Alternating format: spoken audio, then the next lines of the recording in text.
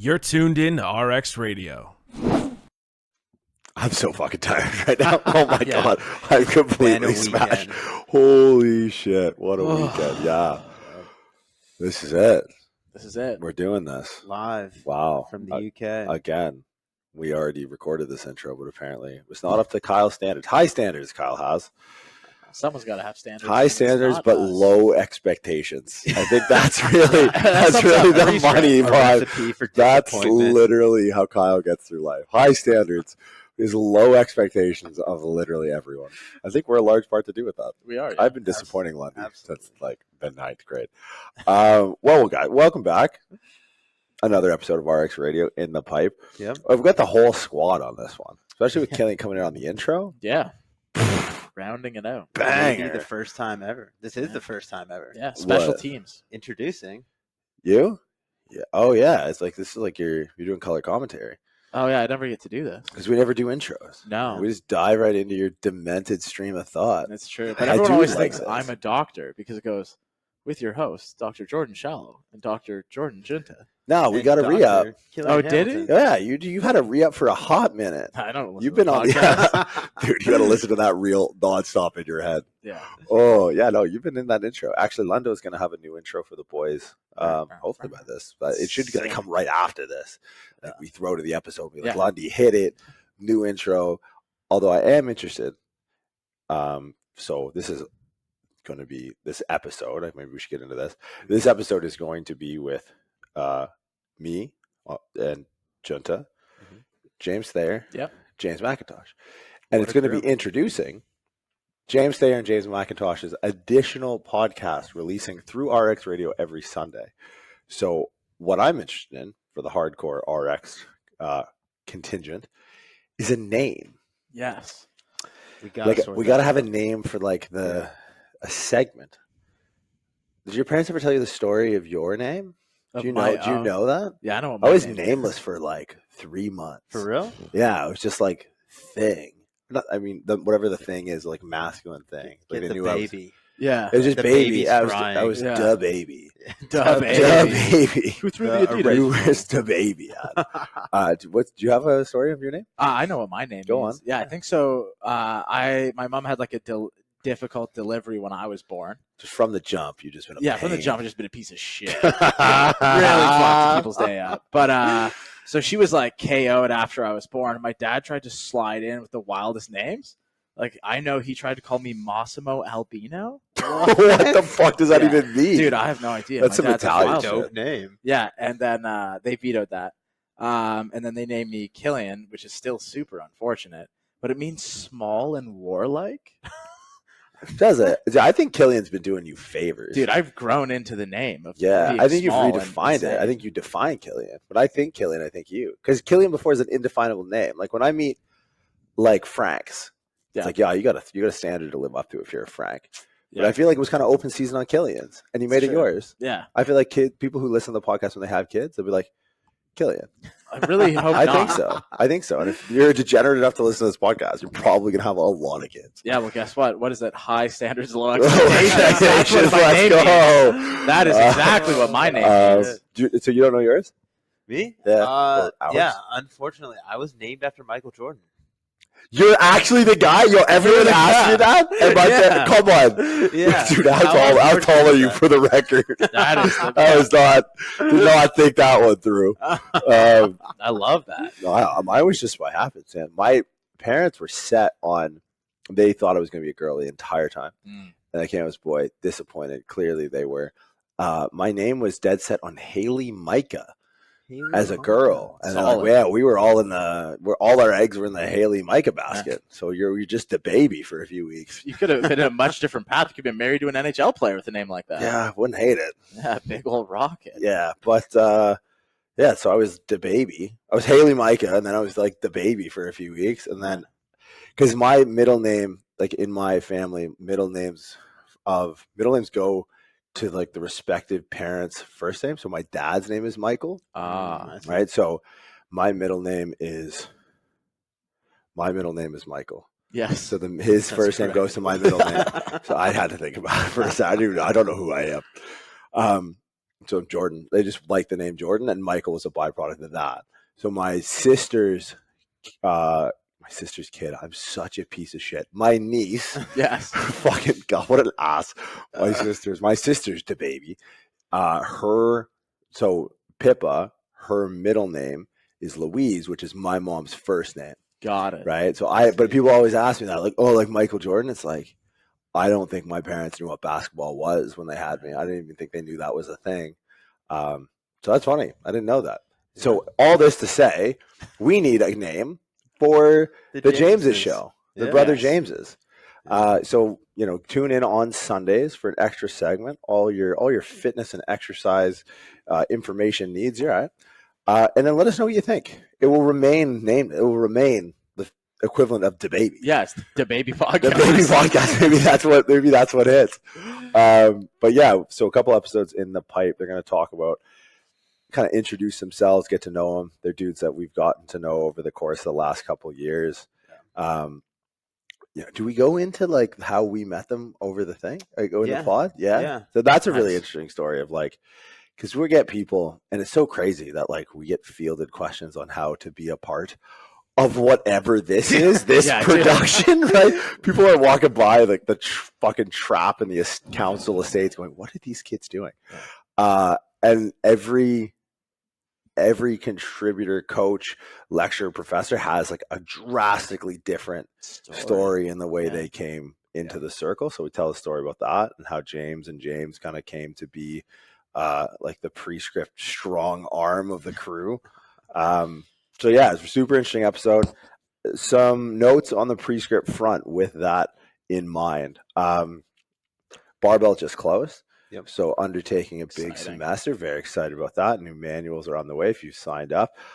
You'll probably see me in lecture before this pod drops. So the pod will drop 4 hours after the lecture. So thank you for that. Huge shout out. Skill acquisition. Yes. On deck. Talk about it. Skill acquisition launching April 25th is the first lecture. It's kind of cool we're doing this intro a second time after we trained today, because I think me and Junta came to the epiphany that if skill acquisition is anything, I think number one, it's organizational psychology. Is that how you put it? Whoa, I like organizational behavior. Organizational behavior. Yeah, okay. And I think even more applicably named, it's advanced programming. I think so. Yeah. Yeah. It's like meta principles of exercise programming. It contains thought process. I'm a big fan. Yeah. Hell of an elevator pitch, by the way. Pretty great. Crushed it. You know why? Because it's the second time we've done this. And it's like the fourth time I've done skill acquisition. Dude. So if I don't know what it is by now. You're at 4 like cohorts of skill acquisition. You are surpassed where I am in teaching L1 in like 13 cohorts of L1. Especially because you're in the studio. Yeah. I'm so jealous. Studio drops are the fucking dope. Yeah. Straight dope. Very exciting. It's nice to be in the studio, be in a constant location where I think it allows me to not be distracted by external factors and really focus in on making it a better experience each time. But skill acquisition, I think best described, organizational behavior and advanced programming. It allows you to take the tools that you've acquired either through us in L1 and L2 or elsewhere in what you bring to the table as a contributor to us and organize it in a way that's only going to amplify the results and the experience of your clients and athletes. So it's nice. It may seem meta in its approach, but if you bring to it your own toolbox, it's infinitely valuable. Yeah, you figure out how to identify the shapes of your pegs, and you identify where the holes are to put those pegs. Talk about it. Well, it's just like, I don't know, a lot of people you see it in programming where it's like, this is a round peg and you're trying to jam it into I can't look at your face right now. You're trying to jam it into like a rectangular hole. Pierre Maguire. Right. This is the worst call of all time. But it's like, look, yeah, this exercise works. This tempo works. This frequency works. But it works here. Yes. It works here for this person at this time, right? So I think it definitely, it's like the rug in The Big Lebowski. It really ties the room together. It really does. That rug really tied the room together. All right, so with any further ado, guys, skill acquisition, head on over to www.pre-script.com. In the courses section, you'll find skill acquisition. just hit the old register button. You want to learn more, feel free to ask questions. Please shout me out. Shoot us an email, info@pre-script.com. Guys, no further ado, episode incoming. Before this ginger kid in front of the Sprinter van rolls up with a heater, sprays down the block. All right, Lundy, hit it. You're tuned into RX Radio. Movement prescribed. Brought to you by prescript.com.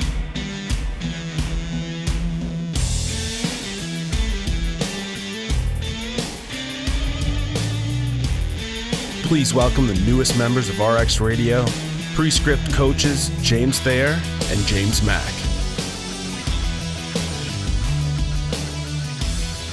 Here we go.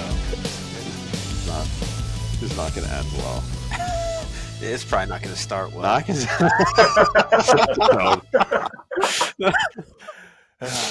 So how did you meet JT? In person, I met JT in Tampa in the kitchen of our Airbnb. Does it feel weird when you Florida met him for the first time? Because I've people are like, how long have you known Bax for? I was like, well, I've known him for 4 hours. So we were neighbors when we were kids. I was like, no, what? Like I think we first met in person last weekend, and I was like, no, me and Bax used to play street hockey with one another back on Kingston Crescent. He's like, I didn't grow up in the same town as you. Yeah, my first memory of Thayer was, my first thought when this Instagram handle kept dawning the doorstep was, man, this guy does elaborate Instagram story posts, complete book reports, like an entire. You didn't even have to listen to the podcast, just a complete synopsis of the entire podcast and like tagged hashtags. I was like, this is a level of diligence that I am not used to in any medium.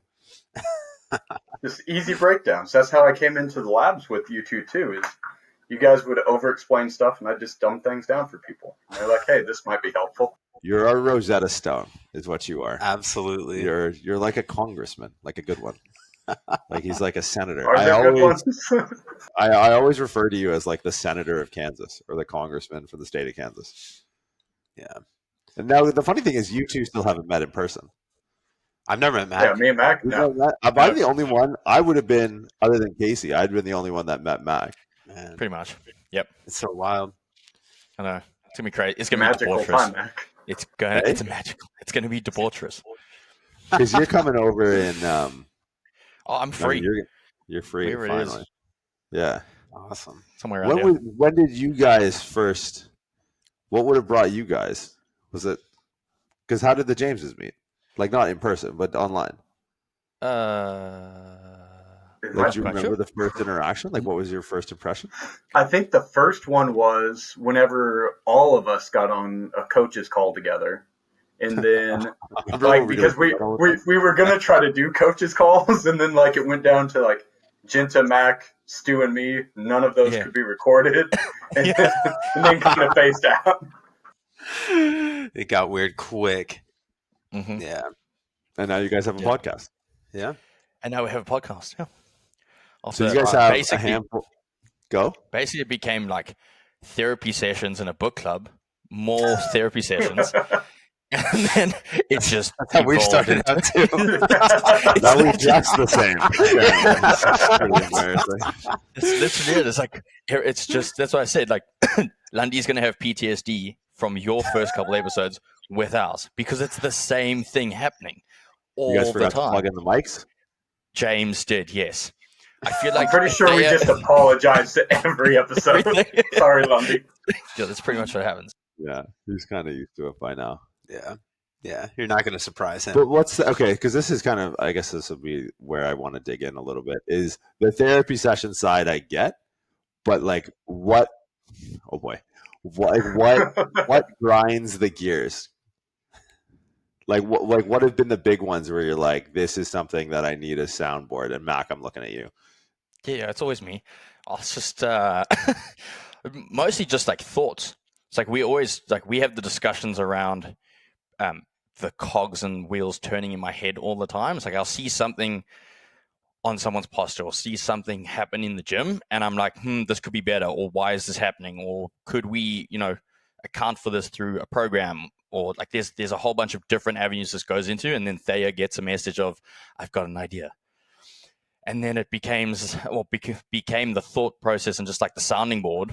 And like with that, it just evolved into, I don't know, that's actually how the programming course kind of came about as well. It's the same thing, I think. I think I'm just willing to go into the rabbit hole with him. Like, I'm willing to be the canary when no one else in his life will be. That's pretty much it. There's my light at the end of the tunnel. It's the So only what way are I'm some surviving right now. Like, what are common threads? Like, because I guess my interest is in, like, you know, our whole shtick with this is like raising the industry standard, but it's like identifying where the standard is currently, and like, I mean, if you can't raise it if you don't know where it is. So what are like the big frustrations that you guys have been seeing that lead to like these yelling into the internet therapy sessions that we're like, we should just give these guys some microphones. Like, this is fucking gold. Clearly, like, what are the big ones that you guys have found that you commonly go like, okay, this is broadly misunderstood in the industry right now, or this is not respected as, you know, an efficient use of people's time or resources in the industry right now? I think one that I'd point to is looking at the like commonality across the mediums, that there's a lot of carryover that goes into different styles of training, but it's kind of that prescript model of, if you understand the principle, you can apply that to anything. And I think that's what we have touched on or related to a lot of times, is we're seeing common trends, common positions, common compensations across different training styles, but there's not that connectability of understanding that it's similar solutions to solve it. It's just all these different training styles are like trying to solve it their own way without understanding that, hey, it's this principle that can be placed in, or certain positions that can be placed in, that it's not necessarily things. I think we talk a lot about that, like, it seems pretty straightforward, but because we're approaching it or taking that lens of applying the principle and not trying to just specify like, oh, these 3 exercises fix low back pain. It's understanding what's going on around it and trying to apply that principle that, hey, this carries over to whether you're hypertrophy training, whether you're a bodybuilder, whether you're in performance-based training, whatever it is, that principle carries across. What are some principles that like you find yourself returning back to, like whether it's dissecting, you know, insert any type of training style, whether it's performance, whether it's, you know, pure strength, whether it's hypertrophy? What are like some common themes that you always end up coming back to? You're like, I don't understand how people don't see that the answer is always X. I think the big one is just assessments. It's like we come back to like assessing and taking it all the way back down to like, let's assess what's going on. Like, you don't know what to fix if you don't know what the problem is. So it's like, if we can't pinpoint like what's going on or the compensations or like the mechanism around it, we don't know where to take it. And then from understanding that, we can then work backwards. It's like a big one that we keep touching on is like the principle of like reverse periodization, or like knowing where we're kind of looking to go and then building everything backwards. It's like, if we want to take someone, you know, out of or towards performance, it's like, let's work backwards from that. So we understand like within the periodization models, like there'll be a performance model. Then before that, there'll be some form of hypertrophy or strength. Then before that is like, we've kind of coined or taken over like the functional hypertrophy, and with that, like a restorative phase. So we're going from assessment, fix what the issue is, from that drive home, you know, the adaptation that we're trying to create, and then strive for performance, because everything kind of dictates its way towards performance, whether that's, you know, gen pop, hypertrophy, sport in itself. It's like we're trying to drive in that direction every time. So if we started assessment, know what we need to fix or like address in terms of an issue, we can always then start driving in the way that we're looking for. So we kind of like come back to assessments and then planning from the assessment every single time. I'd say another one with that that we've talked about quite a bit is the accountability of the coach in developing that relationship and creating the pathways of communication to not only be able to assess movement, but know what's going on with your client and be able to assess that. We all know that like Mac is crazy with the spreadsheets, but it has purpose and reason why he has these 10 tabs worth of spreadsheets to be able to track, because whenever he can identify something going on in his client's programming, he can direct that back to what's their sleep been like, what's their stress been like, where has their like eating habits been, what patterns have changed.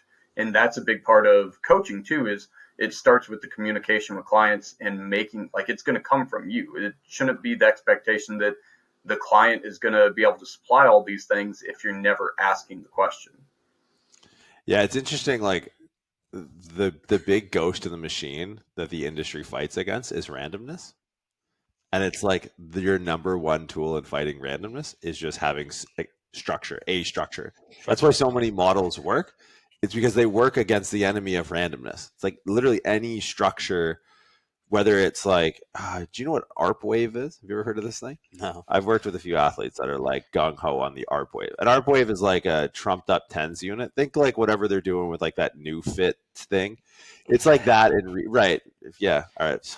Not a sponsor of the podcast. But basically the sales pitch with it, or the reason people like it, is it actually comes with programming.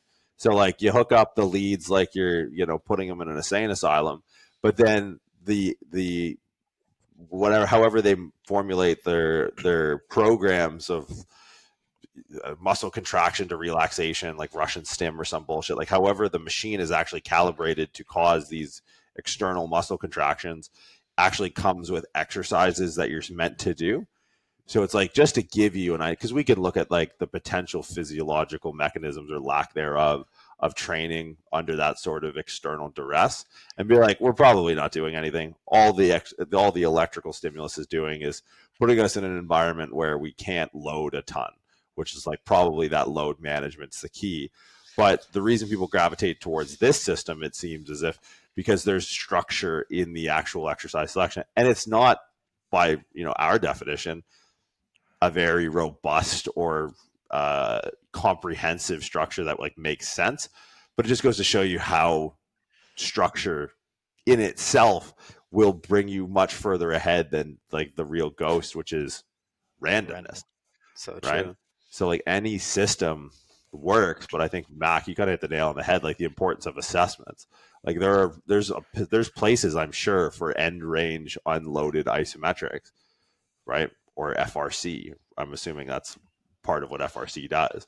But it's like what FRC doesn't, I'm assuming, I don't know, I'm probably going to get sued to the tits for this, but like what they don't tell you is when it's not an FRC problem, because it's not a principle-focused approach. It's an FRC-focused approach. And it's the same with like, I don't know, insert anything that we've done.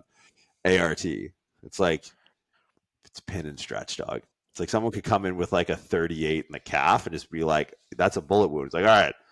They even measured the time. Do you remember taking an ART course? And they're like 2.8 seconds for maximum. Like, let me stop you right there.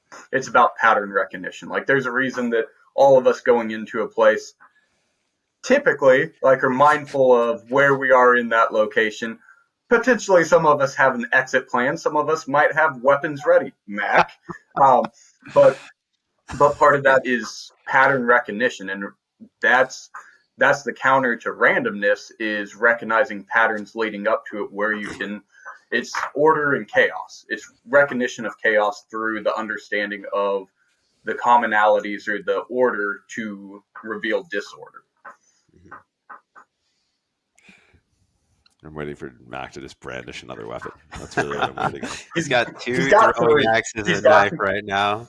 Just gonna have. I really want to stab someone in the neck with my implant. Like I feel like that. I was wondering what that was. Yeah, that's his hip implant. That's my old one. That's actually your hip implant, huh? Yeah. It's my old one. It's the one that failed. Have you sharpened that thing? It's pretty. Like I reckon it would do well enough that if you stab someone square in the like neck, just went here, it's done. It's game over. It's like that's how I want to go out. Like I really feel like if I was going to go to jail for something in this country, it would be stabbing someone in the neck with my own implant. Like that's how it's going to happen. What do you even say? That's a Florida man. I was just going to say that. I was literally just going to say. It's like, I wonder what, because you know the trick with like Florida, right? You go your birthday and then you type in Florida and it pulls up a news article and it's always the craziest shit in the world. Yeah. Like some alligator on bath salts, like shooting a black kid with an AR. You're just like, holy shit, that was crazy. But I wonder what like South African man is. Like if you did South that one's getting cut too. Sorry, Florida's not reporting it. I wonder what South African man is. That we're going to get cancelled 100% if we Google that. That's just not what to do. Yeah, oh man. Anyways, but yeah, the idea of pattern recognition is it's hard because people don't know what they're looking at. Yeah, right. Like I always make like where I live now, everything's in Arabic. Like, you know how hard, you can't recognize patterns and trying to link between like the words you see because you don't know the phonetics, right? Like I don't know how to. My mouth cannot make the sounds that my neighbors make when they talk to me.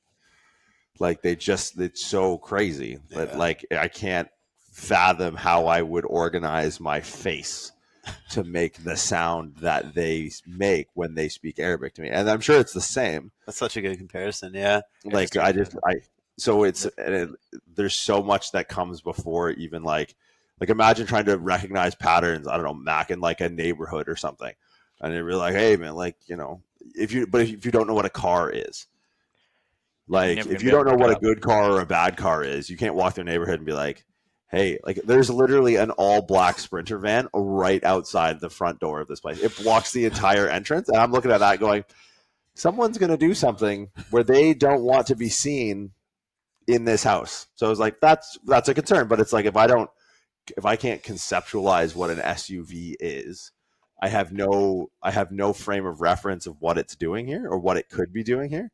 And I think that's where like the principles come in training. It's like people don't know what they're looking at, right? Because you're looking at more than just a bicep curl. You're looking at more than just a pull up, right? Like there's so much. Like I think we'll get to a point where we'll look back in history and be like, man, people just used to go exercise. Like that's insane. It'd be like people just used to go to like a compound pharmacist and be like, move over, old man. And they just started like making their own pills and shit. Like that's literally like when I look at when I look at exercise, at least from a biomechanics standpoint of like pain management or improving function or load management or whatever, it's like it's pretty layered. And like just how, I'm sure there's some pharmacist almanac where like the second you walk in with something, the guy goes to the back and goes, what the fuck is this? And starts flipping through some giant book and goes, oh, okay, it's this. This is how I make it. But if they're taking this, and this, they shouldn't be taking this. Or if they're taking this other drug, then they should probably take this other antibiotic that doesn't negatively react. Or like when I think of programming, I think of that. It's like there's so many like compounding factors where it's just like, it's not just a bicep curl. It's not just a pull up, right? That's it to the muscle. But what is it to the relative joint position, right? Mm-hmm. What is it to the relative joint position relative to the order of that exercise falls in a sequence of other exercises? And so like, I think one day we'll get to a point where we're just like, man, people used to just go into the gym and like work out and think that's the craziest shit in the world because it is the same. Like you watch people move. Like I always compare it like, you don't respect even the motor patterning that goes into a bicep curl until you watch someone who doesn't know how to do a bicep curl fuck up a bicep curl. It's elbow bends. Like how the fuck do you fuck up an elbow bend? And people find a way. So it's tough. Like, cause like even, you kind of said, Mac, it starts with assessments, and I totally agree, because then you can start to see where some underlying principles that percolate out of these different camps of thought, these different fields of thought of exercise programming or training or rehab. You're like, okay, based off this person's assessment, this person might be better off going to, insert 3-letter acronym training style, right? But likely it's probably going to be pulling a little bit from all of what actually works, right? And there seems to be so much like fluff built around systems that is just devoid of any principles. But even before the assessment, like you got to know what you're assessing, right? I think because it digs, like for me, it's always anatomy. Yeah. Right. Like every single thing from like a purely technical perspective, it's just, you just don't know the anatomy. Like that's your one, like those are your phonetics. That's how I would look at it. Yeah, that's absolutely true. Sense. And then coming down even further than that, it's like the biomechanics of everything is seeing how the anatomy interacts with one another, and then layering on top of that, being able to coordinate these things together, right? So it comes down to, it's assessment, but what are you assessing? It's how we're moving, how these things are interacting, shoulder, hip, spine. I mean, that's kind of how we break it down with a lot of the stuff that we do through Prescript, but understanding how each of these things interacts with itself in its closed system and then interacts with each other in the global system. That's kind of the basis for it. But also too, then this is where like pattern recognition comes into place even further. It's like, us body weight squat for us falls very differently on a force velocity profile than a body weight squat for someone who's 60, right? Because now but 60, like age and experience are not directly correlated. Like understanding training age is something that, that's a skill that's honed over time. Like I'm sure we could watch someone do a single exercise and be like, okay, like I can establish a trainer. We're like, what would be the right term? Like paleontologist or whatever. I brought the cat. I have a cat now. I can't wait for Bagheera to put a little crown on my head as he screenshots it. I'm talking about fucking cats on the pod. Dude, I can't. Jesus. And but anyways, I brought the cat. I keep calling it the cat. That's because she's on the list. I brought Nugget to the vet, and I don't know. We found it in a parking garage that's going right to Bagheera. and I was like, Tess was like, "How old is it?" And the guy just like opened its mouth, kind of, and was like, 3 months. I was like, bullshit. Fuck you, man. Like, rings around the. What is this? He's an elm tree? Like, get the fuck out of my eyes right now. But it's like, I don't know. I think of one of the major assessments that I would do is just trying to, by means of like, whether it's verbal or nonverbal communication, trying to infer someone's actual training age, because it takes this like kaleidoscope of potential stimulus. And then I always think of, all right, see you, JT. I always think of recording issue. James Thayer has other audio video disrupted. Twister. Oh, yeah. There's a cow flying through the air right now. His 5-bedroom trailer is just, hey, what's up, man? We were making cultural appropriation jokes about Kansas and how you were flying down the highway. But yeah, you were trying to infer like training age. Essentially, you're trying to figure out what the skill is, because I always think of like light, right? Like light is everything we can see, but we understand light's role on the broader, like the broader spectrum, right? Like we understand that red, orange, yellow, blue, indigo, violet are certain frequencies or wavelengths within the electromagnetic spectrum. We understand that every time we hop on a plane and we pull one of these, it's like, well, that's some wavelengths, but we can't see it, but we know they're there, right? So it's like, it's almost like you're trying to figure out like, okay, what is the purview of like visible stimulus that this person can actually adapt within, right? Like what are the confines? So if you see someone, trip up the stairs on their way to their first consult, you're like, back squat, probably not, right? So it's like you tighten the reins of this frequency range of movement that you can introduce, but it's like being able to map the entire movement spectrum, and then also being able to superimpose the workable spectrum constrained by the level of skill that your client presents with. I think that in itself is if nothing else, it's the best way to give people constant challenge, constant adaptable challenge, right? And that's like one of the things that I find myself repeating more and more is don't reduce the load, regress the pattern.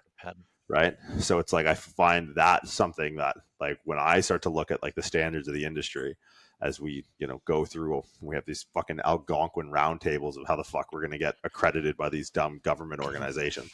It's like that idea that we're fighting against like, the overhead squat assessment and then your client's going to squat. It's like this is not in their purview. This is not in their workable like range of frequencies that they can actually perform or adapt to.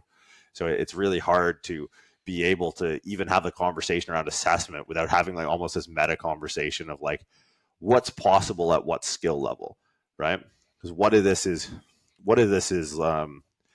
compensation, or like what if this is just pure weakness, right? That's something that Bax and I talk about all the time in level 2, where it's just like you're not compensating, you're just weak. Yeah, just get right? fucking stronger. Yeah, and then to like kind of sample off, like we could write a whole book of just like all of our sound bites, and then it bleeds into like the Killianism of like nothing matters until it matters. It's like, okay, like your rib cage doesn't matter until you're strong enough for it to matter, right? Like your mid stance doesn't matter, late stance doesn't matter until you're strong enough for it to matter. You're strong enough for the biggest pursuit in your life to not be just not falling on your face as you walk in and out of the gym. Once you're strong enough that like you can fuck with your own body weight, then it's like, oh, okay, now we might be in a position where we start to look at making, and this is another thing, minor tweaks, if the exercises are selected properly, should make, and not major differences, because you don't make major differences without major drugs, but like they should allow you to make continuous progress, right? Like these little minor tweaks. And when most people are like, new program, new block, and it's just like I got a new spreadsheet from Killian when he does my programming, but it's like it's pretty much the same, and sometimes it's the exact same. And he's like, yeah, your execution was shit, and you need to do this week before we even think about changing the density, the intensity, the volume, anything. And it's like, I think that in itself is lost as an initial thought process in programming out of the gate. Just like assessment, just like some of these principles, everyone's just like, it's like, no, dude, you're succumbing to the enemy. You're succumbing to randomness. Yeah. Right? Just stick with the plan. Well, yeah, that's a conversation about time span too, right? It's like, how long did it take you to get strong? It took your whole fucking life, yeah, right? I guess so. Yeah. Like, I mean, it's a lot of times people come in, especially people seeking a coach, they're looking for an answer in 6, 12, 18 weeks, as opposed to seeking something that they can pursue for the rest of their life. Right. Yeah. So if you're adding 1 rep per set, or, 5 pounds a week for the rest of your life, you're going to get fucking strong, as opposed to trying to take these 10% jumps and fucking YOLO it and then run out of room to progress in a span of 8 weeks. Right. I think people think too short-sighted a lot of times in some of these progressions. Yeah. Well, because it's a twofold issue, right? Like you need to sell someone on the lifelong pursuit of training. Right. But it's like, that's a really hard sell. Yeah. Right. Like commitment. It is. They don't like. But here's what we were talking about earlier in terms of going from assessment into that reverse periodization. There's your sell. It's the easiest sell ever. If you can show someone that you're going to, you're looking 52 weeks ahead, and you then work it backwards, they buy in. You've got the buy-in. You've got the person to look at it and be like, oh, shit, there's a plan for 52 weeks. Now, yeah, okay, we want a lifelong pursuit, but it's like, if I said to you in 52 weeks, I can put 36 kilos on your total, like squat, bench, deadlift, like most people will be like, fuck, that's impressive. That's 1 kilo a month on each lift. It's like, and then once you bring that across to someone, you're like, oh, shit, and it creates the buy-in and kind of go from there. He's been in that basement for too long. He's been training hot chicks for too long. That's his issue. But it's like, I mean, let's think PT starter packs at a commercial gym. We got, young Prince Saluji, praise be to the Most High. Like he's working at Good Life right now. And it's like, dude, and he'll do well. And he's actually messaged me and being like, yo, he has like a deeper voice than all of us, but he's like a Turkish Barry White. He's got his voice like, hey boss. I was like, what is going on right now? And but it's like, that's a hard sell. 52 weeks in a gem pop scenario is a hard sell. It's an easier sell to like, the pre-Asperger's powerlifter that like is right there with you and has more spreadsheets than back. But I think 52 weeks is a hard sell for a gen pop. Yeah. Right. And most of the trainers cutting their teeth are probably like, working a commercial gym or like at a studio. And so I think is like, you gotta, I don't know, the sales pitch is it becomes more difficult the more constrained the time frame is.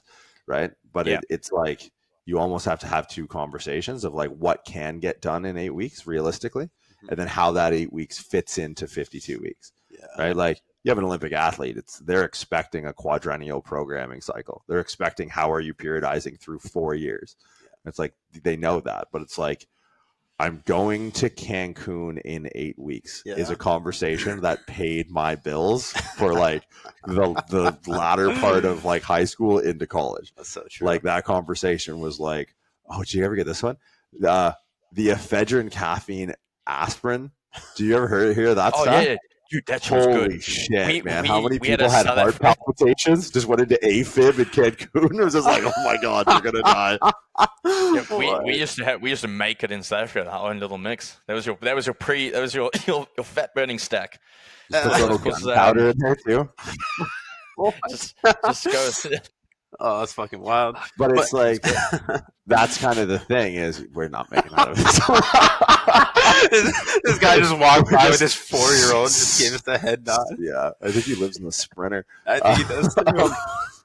Is it his kid? Is it his 4-year-old? So you got to I'm double not check going to that ask first. questions. I don't want to get involved. This is like I don't have a hip replacement to stab anyone with. But I think that's the tough conversation because people aren't ready to have the 52-week conversation. And it's like, if you're not ready to have the 52-week conversation, you'll never be successful in the 8-week conversation. Right? Because it's like you're left just over promising and under delivering, right? You're left giving them the 52-week potential outcome, selling them that, and 8 weeks leaving them disappointed. Yeah. I think it's always transparency is going to be being confident and actually having abilities, but then being able to be transparent and convey that, kind of like you were saying earlier, Thayer. It's about communication, right? Like being realistic. This is what we can get done in 8 weeks, but this is what we could get done in the next year or the next 2 years or X, Y, Z, and being able to communicate that in a way where you're still creating buy-in and just letting this person know that you're being honest, that this is what I can do for you and this is unrealistic. I think there's a financial pinch that comes with a lot of early days training that makes that tough. But it's also like you also got to understand that some money's not worth making, right? Like setting that exclusion criteria of not wanting to work with someone who wants to, because the guy who wants it in 8 weeks, guess what? He's calling in late. He's calling in like, oh yeah, he's all motivated because you just took 8 G's from him or whatever the cost is. And he's like, yeah, I'm ready to go. And he shows up for the Monday morning session like 5 minutes late. And you're like, dog, what happened to like 5 a.m.? You were about this when the checkbook was out. Yeah. But when the alarm clock went off, we saw the real you come out. That's and then next thing you know, the following Monday, he's 20 minutes late.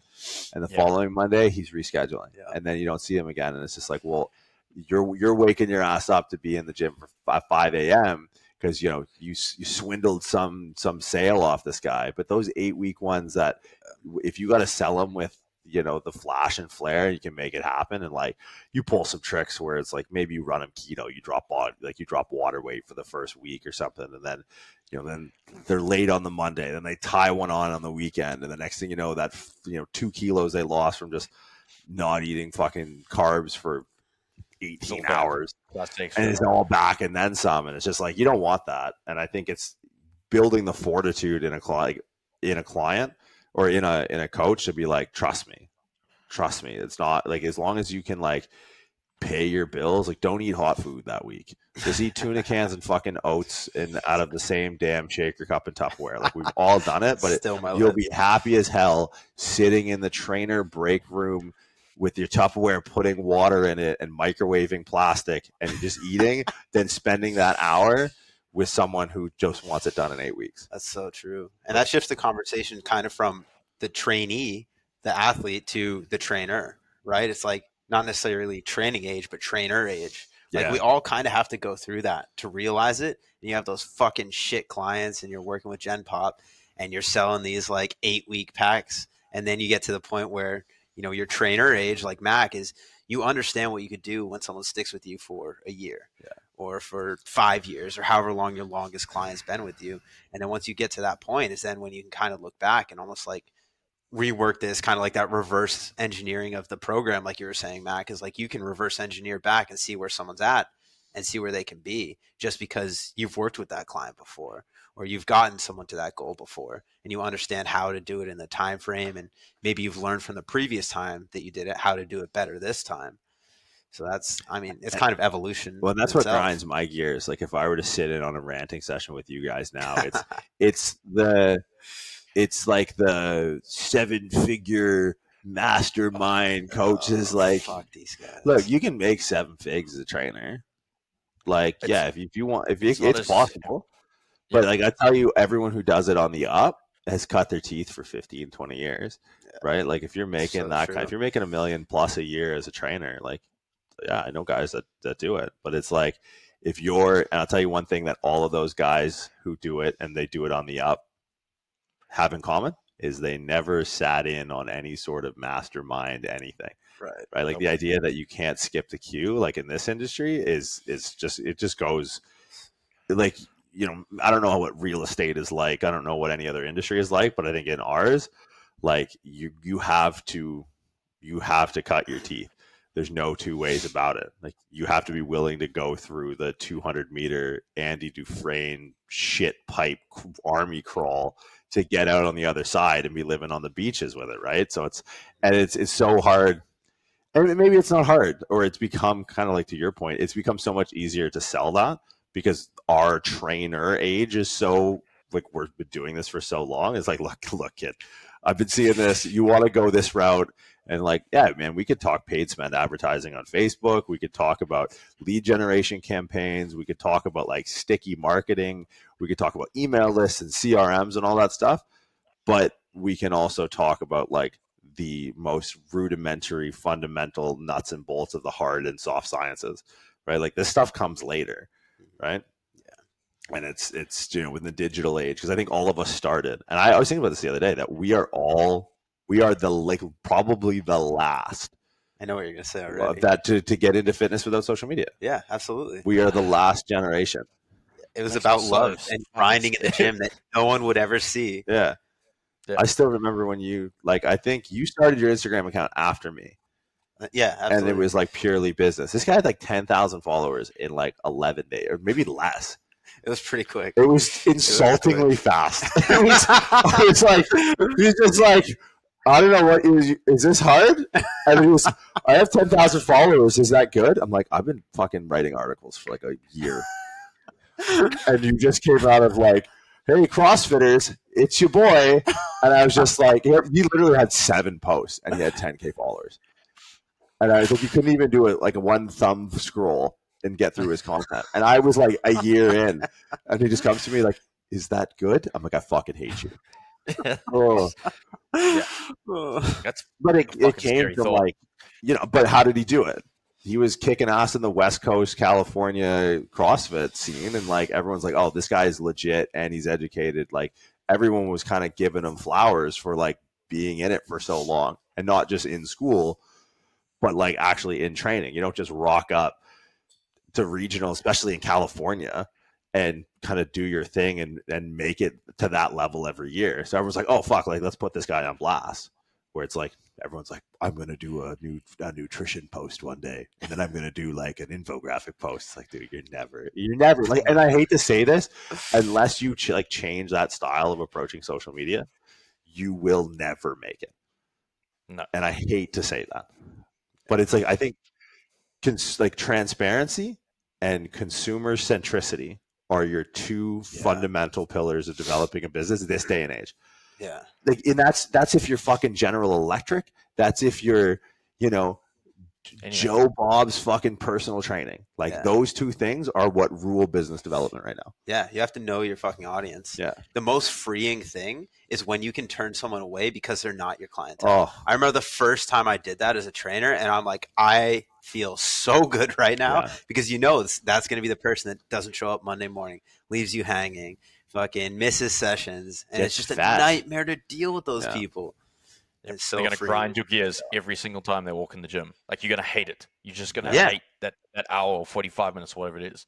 Like, it's worth just getting an extra 45 minutes to have a nap.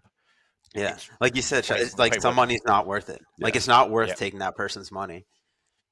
And I think you could go.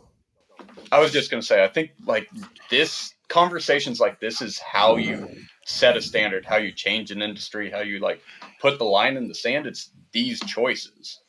Like, us talking about this, us working with other coaches, trying to instill skills, instill some of this information so they don't have to go through similar hardships, and to kind of expedite the time of them becoming better trainers. It's through conversations like this, but also in Prescript, we talk about like the application of knowledge is one of the big things we can hang our hat on, but it's also the choices that the trainers and coaches are making that hopefully, like, that's a change that we're making. It is an earlier recognition of, hey, what's going to be the client that's not worth it? What's the client that grind your gears? Like, that's how you change the industry. Is you're raising the level, you're raising the standard, but it starts at the base. It starts through those choices and what you're willing to compromise to and what you're not.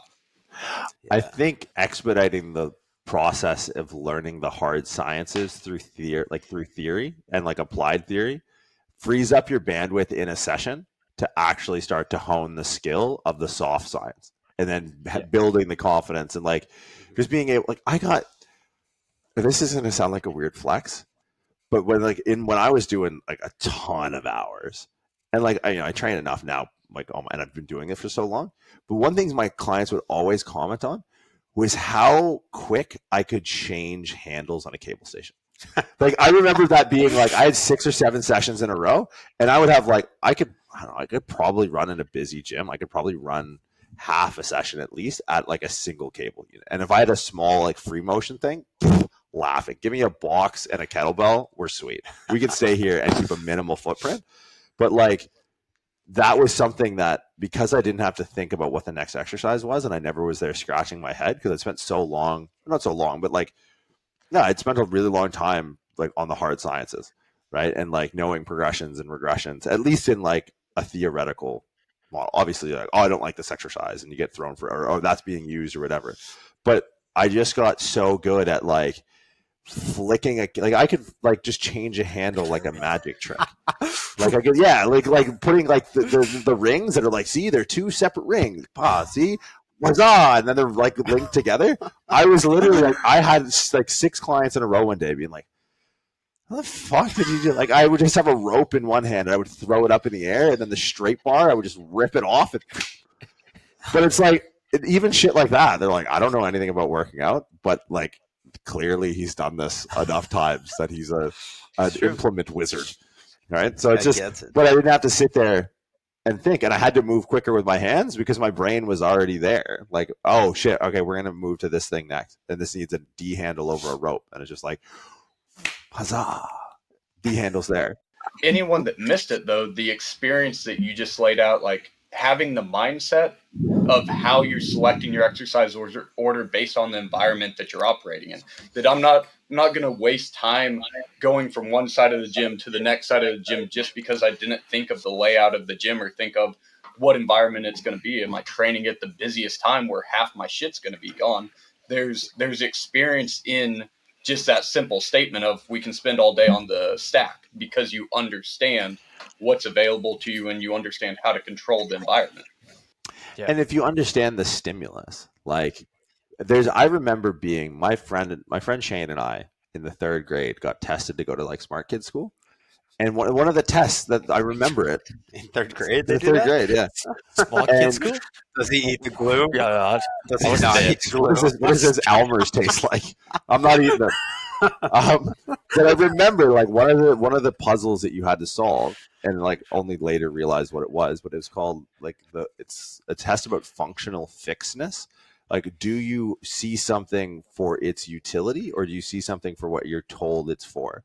Right? Like, when you get to 123 kilos, you can turn any horizontal surface into a chair. Like, I'm sitting down.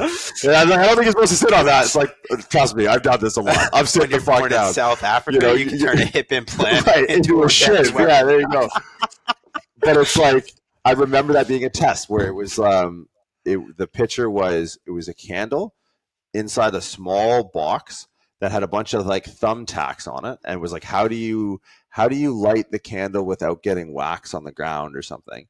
And there was some other constraint that didn't make it obvious that you put the candle in the box, but you had to like use the thumbtacks to anchor it into the wall. And I was like, oh, okay. Because like you didn't see the like, it was about looking past what you were told the things were and just seeing what they could do. Like, what is the actual function of this? So, like, there's been times where there's no incline benches, but I just looked at like the back of a preacher curl station. I'd be like, if I drop that chair down, that's going to support the shoulder blades. And I just get them sit back. And I just had people doing dumbbell presses on the back of a cable curl machine. And then I was like, okay, yeah, it does the trick. Their back is supported. They're sitting down. It's the same thing, right? And then because you just start to see things as like stimulus adaptation. And it'd be like, oh, okay, like we can't get the dumbbells we need. We'll just do a cable step up and we'll load it a little bit heavier because the vector has more horizontal pull to it than straight vertical like a dumbbell. So it's like, well, to equate for the drop off in that angle that pulls down, we'll just maybe put the cable a little bit heavier. So we'll just do cable step ups instead. It's like, is that a thing? It's like, sure. Can you do it? Yeah. Well, yeah, it's a thing. So it's just like, and then that's when your sessions start to be like, that's where, you start to open up options because you're not constrained by like what you see things as they could be. And like, don't take it too far. Like, don't turn a bicep curl into a kickback machine or some crazy Kai Green bullshit like that. Don't fucking grapefruit. Like, that's not where that goes. But, too soon? Too soon? Too soon? Yeah, close, but too soon. Oh, shit. Well, we got 45 minutes before we talked about fucking fruits. That's a new record. Especially with this crew. But yeah, so I mean, let's talk podcasts coming up. So what are the big ones that I know programming is obviously going to be a main thread through, because we're going to have to record an intro after this. We always fuck as this always. Up. But it's like programming is going to be a big thing that that idea of like the reverse engineering, right? The reverse programming from the end goal. What are things like in the coming weeks that when people kind of tune into the cast, what are they going to be seeing? What are they looking out for? We've got a variety of things going on. We had some like top 10 tips for personal trainers getting into the industry, which was a good one. I'll give you a little sneak peek on that one. Fun fact number 1: don't fuck your clients. That's big. Hey, you know what? That's got to be said. That's a big. Well, I mean, they drill that home in our school pretty. Oh yeah, drill's a bad word. I've got a caveat to that. I've got a caveat to this, and this is the only way you get past this. I love it. This is his own get out of jail free card. That's what he's doing right now. I got a caveat. If your last name ends in Macintosh, it's okay to do it. So okay, let's put a Mac clause to this rule. If you want to completely avoid this, and you can flip the switch on this, what you do is you ask them out first, and when they say no, you charge them to be your client. So in theory, you still win because I think that's extortion. It is. I think it's not bad. They just call it courtship. It's courtship. It's the same thing, but you're just paying, or you're being paid for it. Whoa. So how does it's prostitution? But can you just like what if this were a text message, like one sentence? How would this go? Do you want to go out? No. Okay, it's $150 to train. Okay, here's an invoice. Okay, that's fair. All right. But I think on the flip side of that, and try to save some face, don't train your significant others. No, never. I'm looking at Bax, and let me tell you something. Baxter's side stage, one of the smartest dudes I know. Why? Because he has some other jackass tell his girl what to eat and what to train. Brilliant. This man is separated church and state. Easily one of the smartest guys I've ever met. Absolutely. So that goes both ways in the sense of like, yeah, obviously don't fornicate with your clients, but also don't turn someone you're fornicating with into a client. Yes. Like you want a happy life. Me and Tess don't even go to the same gym anymore. Yeah, it's safe. Like that's how. Like I need a place where I can go and think the worst thoughts imaginable about everyone around me and tell no one, and then go home and be like a totally functioning person. You're 100% right. It's a written law. That's how it is. I think so. I think that's a smart play, and I think it's like some of the intangible stuff that people don't think about. Yeah, it is. So we actually go through some decent things there, not just don't fornicate with your clients. What else we do? We touched on kind of like all 6 episodes. We touched on like different cult-like cultures within certain sports and industries. Like there's just things that seem to occur, which is always a good the pump covers, etc. in bodybuilding. Pump covers come up. That's a Seth Feroce thing. So it's not. It's a sebum. The fact that you don't know who that is disgusts me. But it's a sebum thing with the pump cover, and then Seth made one. He was the smartest dude ever. He then coined it for his clothing line, and he made the pump cover, and now everyone does it. So it's just what the fuck it's is a pump sweater cover? It's a sweater. It's a jersey. It's a jersey that you take off. This is why we get along. You know what? I don't say this often, but it was too simple for me. Yeah. I was trying to give them more credit. He's from your part of the world. I think Feroci's from PA. Yeah, my thing is like, because like Sebum, Seth, industry giants, right? Like I think they're the killer physiques from all accounts, great dudes. But it's like, because this is where like cult comes. Like there are fitness cults, but it's like, dude, that's the truth. But like, so I look at it this way. The guy who made Jonestown, whatever the fuck his name was, something Jones. You know Jonestown, right? The Kool-Aid shit in that where like everyone got poisoned. Yeah, I know what you're talking about. Yeah, you know what I'm talking about? Yeah. So like he had to just convince people that he was the god. Where in fitness, like people have convinced themselves that Sebum and Feroce are the god. So it's like, or have you ever heard of Om Shinrikyo?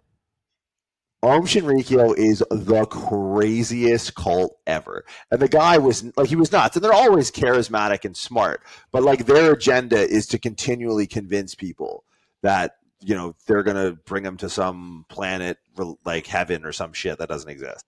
But it's like in fitness, it's kind of the opposite. Like people get a god complex because the masses put them on this pedestal. Like they kind of come up underneath them and lift them up on the shoulders, like they just got married in a Jewish wedding or something like that. Next thing you know, they're like, they're just on the shoulder and the shit. Like, oh fuck, I was lifting weights in a gym 3 years ago, and now this entire industry of people just propped me up because I'm 3% body fat. So it's like, and don't get me wrong, there are cult leaders out there that are like, we are, you know, come drink our Kool-Aid. But there's also like guys that are just jacked that make good business decisions. Like, oh, you guys want to call it this? And if I make a sweater and call it this, then you'll buy it? Okay, that sounds exactly what fucking layup. I gotta say, it's growing on me. How you define it whenever the leader starts fucking the members' wives. Yeah, wow. I love that. Throwing it out. We're just like, you know what? We're just going to throw on it right under the bus. That's 100% what they just did. We're not even going to be subtle about it. We're just going to tell everyone who we're talking about. Yeah, that makes it really easy. That's actually really like when you read about Jonestown, when you read about Om Shinrikyo, like every cult, every single one. That's onto something. Wow. Okay, so that's the line. I'm speechless. That's right. I mean, yeah. Are we surprised though? Like that JP just puts it in 140 characters or less. Oh my god. On it under the bus so hard. Okay, well, we're never doing an intensive there ever. Apparently. Where? On it. Yeah, well, on it, Jim Texas actually reached out to me, but there's no way we can go now. It's done now. There's no way. Leave your wives at home. Man. Yeah, okay, cool. So the plan is Sunday releases. I don't even know if we're going to call it another thing. Well, we didn't know either, so we kept trying to refer to it as B Squad. So I feel like that's... Yeah, it's not true. Definitely not true. No. That's not. Well, this is RX. This is RX Radio. Whatever this is definitely RX Radio. Yeah. So Sunday releases, henceforth, the James Variety Hour, however you want to denote it. So that'll be. I think we're shooting. I mean, not that anyone wakes up early to listen to our shit, although maybe. Yeah, I think Sunday mornings, Eastern Standard Time, your guys' pod's gonna drop. So we'll have. The regular RX Radio coming through on Wednesday, and then we'll have your guys on Sunday. So henceforth, there'll be 2 times the fun. Well, actually 4 times the fun, because 4 times the fun. Yeah, and 4 times the legal liability. Apparently, shout out Nori. 4 times. Yeah, shout out Nori Jaroga. Talk about billable hours. But yeah, guys. So if you guys have questions, anything like that, RX Radio on Instagram at RX Radio. So if you want the Jameses or the Jordans to cover, that's how we should break it up. Yeah.